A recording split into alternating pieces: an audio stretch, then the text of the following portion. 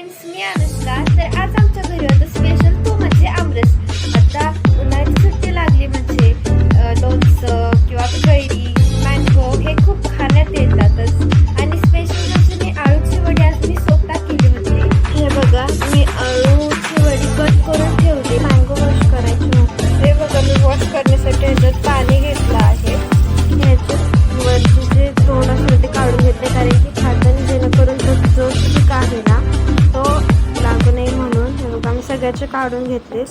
ज्यूसच्या भांड्यामध्ये पिळून घेतलाय. तर हे बघा, मी ह्याच्यात 2 फुलपात्र साखर टाकणार आहे. तुम्ही तुमच्या चवीनुसार घेऊ शकता. तर हे बघा, मी आता मिक्सरमध्ये ग्राइंड करून घेणार आहे. तर हे बघा, मी आता मिक्सरमध्ये ग्राइंड करून घेतलेला आहे. खूप मस्त दिसतोय, कलर पण खूप छान आलाय. आणि हा आंब्याचं नाव होतं केशर. तर तुम्हाला कमेंटमध्ये बाय, भेटूया नेक्स्ट ब्लॉगमध्ये.